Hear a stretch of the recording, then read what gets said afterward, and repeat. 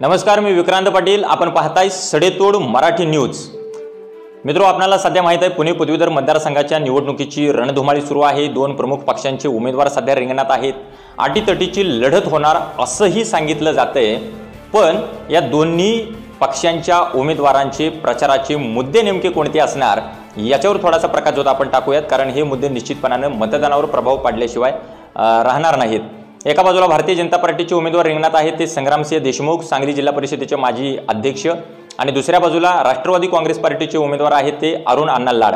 आता भारतीय जनता पार्टीचे जे उमेदवार आहेत संग्रामसिंह देशमुख यांची उमेदवारी भारतीय जनता पार्टीने एकदम शेवटच्या टप्प्यात घोषित केलेली होती.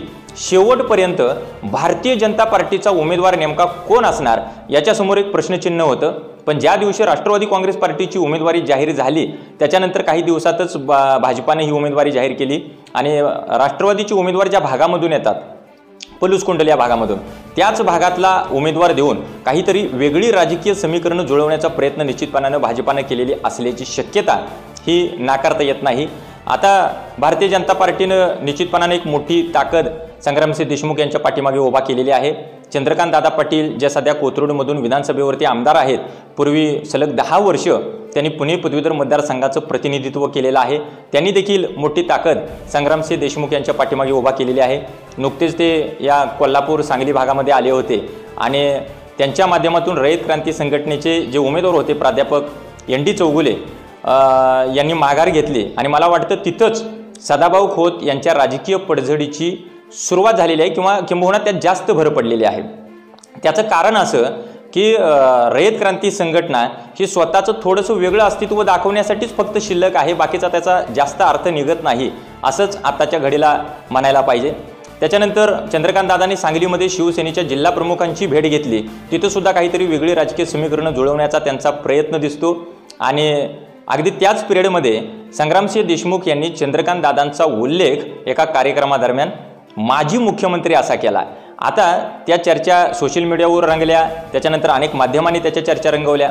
जरी संग्रामसिंह देशमुख यांच्या तोंडून हे चुकून गेलेलं असलं तरीसुद्धा एका गोष्टीकडे मात्र निश्चितपणे दुर्लक्ष करता येत नाही, ते म्हणजे त्यांच्या फेसबुक पेजवरच्या स्लोगनकडं.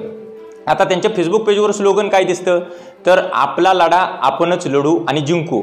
हेच फेसबुक पेजवरचं स्लोगन जे सध्या पुण्यामधून अपक्ष उमेदवार आहेत युवराज उत्तम पवार यांच्या फेसबुक पेजला दिसतं. आणि ते 14 एप्रिल 2020 साली त्यांनी ते स्लोगन टाकलेलं होतं. आणि युवराज उत्तम पवार असं म्हणतायत की माझं स्लोगन भाजपाच्या उमेदवारानं चोरलं किंबहुना ते स्लोगन चोर आहेत असा दावा युवराज पवार यांनी केलेला आहे.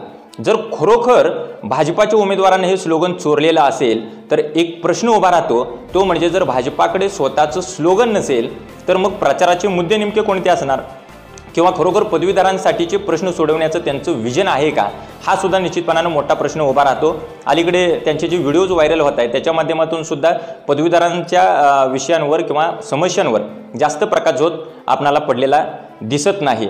त्यामुळे येणाऱ्या काळात अधिक चित्र स्पष्ट होणार आहे. दुसऱ्या बाजूला जे राष्ट्रवादी काँग्रेस पार्टीचे उमेदवार आहेत अरुण अण्णा लाड. आता अरुण अण्णा लाड यांचं जरी 1 वर्षापासून नाव चर्चेत असलं आणि त्यांनी पदवीधरांची नोंदणी जरी मोठ्या प्रमाणावर केलेली असली आणि पदवीधरांची नोंदणी ज्याची जास्त तोच पदवीधर आमदार असं कितीही म्हटलं तरीसुद्धा खरोखर अरुण अण्णा लाड यांच्या पाठीमागे पक्ष तितकी ताकद उभा करणार का याच्यासमोर सुद्धा एक प्रश्नचिन्ह आहे. त्याचं कारण असं की गेल्या 1 वर्षभरापासून नुकतं अरुण अण्णांचं नाव चर्चेत नव्हतं, त्याच्याबरोबरीनं श्रीमंत कोकाटे यांचं नाव सुद्धा चर्चेत होतं. आणि एकदाही राष्ट्रवादीचे सर्वेसर्वा शरदचंद्रजी पवार साहेब यांनी असं ठामपणे सांगितलं नाही की कुठल्याही परिस्थितीत आम्ही अरुण अण्णा लाड यांनाच उमेदवारी देऊ. त्यामुळे अरुण अण्णांना ज्या दिवशी उमेदवारी दिली त्याच्यानंतर श्रीमंत कोकाटे यांची उमेदवारी माघार घेतलेली नाही. त्यामुळे श्रीमंत कोकाटे यांच्या उमेदवारीचा बोलवता धनी कोण किंबहुना अरुण अण्णांच्या पाठीमागे पवार साहेबांचा राष्ट्रवादी पक्ष ठामपणानं उभा राहणार का याच्यासमोर सुद्धा एक निश्चितपणानं प्रश्नचिन्ह उभा राहतं. दुसऱ्या बाजूला अरुण अण्णा लाड यांचे व्हिडिओज आता व्हायरल होत आहेत मोठ्या प्रमाणात. अरुण लाड यांच्या नावानंच त्यांचं स्वतःचं एक ऑफिशियल यूट्यूब चॅनल आहे, त्याच्यावरती काही व्हिडिओज अपलोड केलेले आहेत.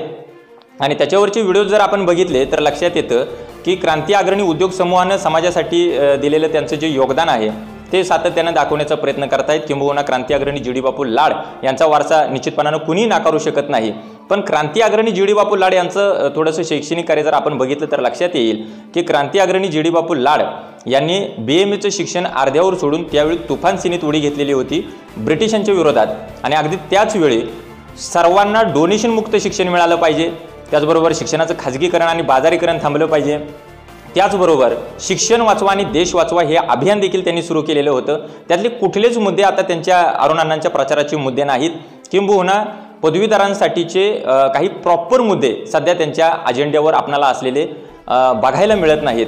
त्यामुळे खरोखर अरुणांच्या पाठीमागच्या राजकीय वारशावर मतदान होणार की त्यांच्या क्रांती अग्रणी उद्योग समूहाबद्दलनं दिलेल्या योगदानावर मतदान होणार की पदवीधरांच्या प्रश्नांवर मतदान होणार, हे येणारा काळ निश्चितपणाने ठरवेल। मित्रो, आपल्याला माहीत असायला पाहिजे की राज्यघटनेतल्या 171व्या कलमानुसार विधान परिषदेची स्थापना झालेली आहे। त्यामुळे महाराष्ट्रातल्या विधान परिषदेत सध्या 78 सदस्य आहेत, त्याच्यामधले 31 सदस्य हे विधानसभेतून निवडून जातात, त्याच्यानंतर 21 सदस्य हे स्थानिक स्वराज्य संस्थेच्या माध्यमातून निवडून जातात, 7 सदस्य पदवीधर मतदारसंघातून, 7 सदस्य शिक्षक मतदारसंघातून आणि 12 सदस्य हे राज्यपाल नियुक्त असतात। आपल्याला माहीत आहे नुकतीच काही जणांची राज्यपाल कोट्यातून आमदारकीसाठी निवड झालेली आहे। त्यामुळे असे टोटल 78 सदस्य होतात। आता विधान परिषद हे गटांचं प्रतिनिधित्व करते, प्रादेशिक प्रतिनिधित्व करत नाही। त्यामुळे पाण्याचा मुद्दा, शेतीचा मुद्दा किंवा रस्त्याचा गटारीचा मुद्दा हे जास्त मुद्दे आता विधान परिषदेवरती येत नाहीत, ते गटांचं प्रतिनिधित्व करतात। त्यामुळे खरोखर पदवीधरांचे प्रश्न जो प्रकर्षाने मांडेल त्याच्या पारड्यात खरोखर मतदान पडणार का हे सुद्धा येणारा काळ ठरवेल। आपण त्रोटक स्वरूपात बघू शकतो की अलीकडचे पदवीधरांचे नेमके मुद्दे काय आहेत, तर मराठा आरक्षणाचा विषय नुकताच चर्चेला होता, अजूनही तो आहे, आणि त्याच्यामुळे मेगा भरती पुढे गेलेली होती, आपल्याला माहीत आहे मेगा भरतीला स्टे आला होता।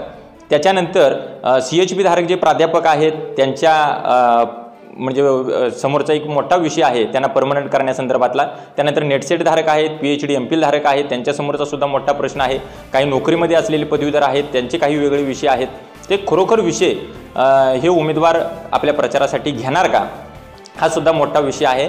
त्यामुळे येणाऱ्या काळात अधिक चित्र स्पष्ट होणार आहे की खरोखर राजकीय वारसा हा मतदानावर जास्त प्रभाव पाडेल, पक्षीय मतदान होईल की खरोखर पदवीधरांच्या मुद्द्यावर मतदान होईल, हे येणाऱ्या काळात निश्चितपणाने ठरणार आहे। मित्रो, आपण आपलं मत आम्हाला कमेंट थ्रू कळवू शकता, त्यामुळे कमेंट करायला विसरू नका, शेअर करा, लाईक करा आणि आमचं सडेतोड मराठी न्यूज या YouTube चॅनेलला आपण अवश्य सबस्क्राईब करा। धन्यवाद।